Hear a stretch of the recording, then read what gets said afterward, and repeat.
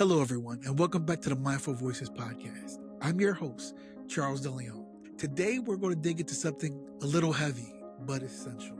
You ever wonder how do evil things happen in this world? I mean, there are a lot of evil people in this world, but not enough that they can systematically dismantle our morality. That means in order for evil to happen, good people at the very least have to look the other way. How do good people end up supporting bad things? I believe it begins when we act like evil is only committed by monsters. And when we believe that, we let good people off the hook. We comfort ourselves with the idea that there's a clean divide. Good people on one side, evil people on the other. We look through history and we look at Hitler, we look at Stalin, and we say that is what evil looks like.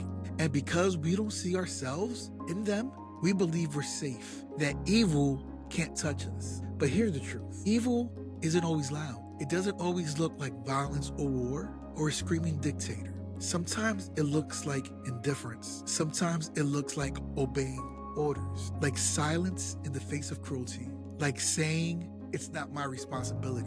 When we cling to good versus evil in a binary way, we ignore the ways everyday people like you and me, contribute to a system of harm. We excuse others from having to ask these hard questions. And we overlook the role that regular people play in not just the past, but right now in creating and sustaining injustice. That is why this episode matters. Because if we don't understand how ordinary, decent people can justify cruelty, we risk becoming part of the problem ourselves. Psychologist Philip Zambrano, in his book, The Lucifer Effect, outlines 4 ways that good people disengage their morality so they can support harmful actions. This isn't theoretical, it's historical, it's political, and it's personal.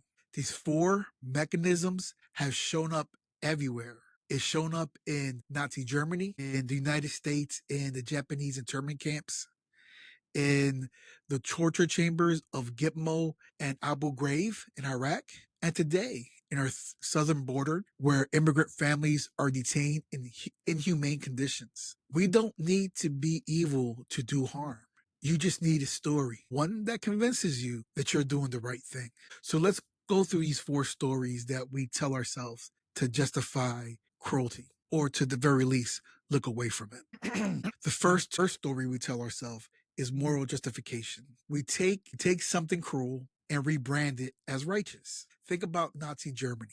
Jews were just different. They were described as dangerous, a threat to purity, and the survival of the nation. So policies targeted them, and they were framed as being necessary. In the U.S., we locked up over 120,000 Japanese Americans during World War II. We didn't call it racism. We called it national security.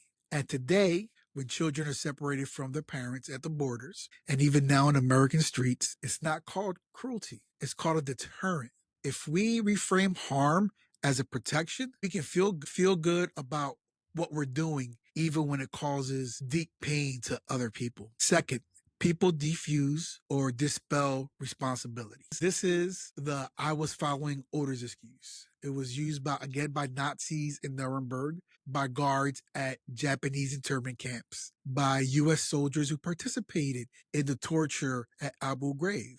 And today we hear it. We still hear it. It's not my job to question immigration policy. ICE is just doing their job. But here's the thing. Systems don't run by themselves. People run systems. And when no one takes personal responsibility, then the system keeps harming with no accountability. The third, we minimize harm. We say, it's not that bad. It's okay, they'll be fine. Civilians were killed at war. That's just collateral damage. Waterboarding. That's not torture, it's enhanced interrogation. Putting kids in cages, that's just processing minors. We shrink the suffering down to something that's palatable, something that makes us feel comfortable. So we don't have to confront the pain that we are enabling. Number 4, dehumanizing victims. Finally, we dehumanize people we hurt. In the Holocaust, Jews were depicted as rats. In America, Japanese were portrayed as perpetual enemies. Muslim detainees were painted as the face of terrorism. And now migrants are often reduced to the label of illegals. When someone's humanity is stripped away, empathy shuts off. When we stop seeing the father, the mother, the child, we start seeing the threat.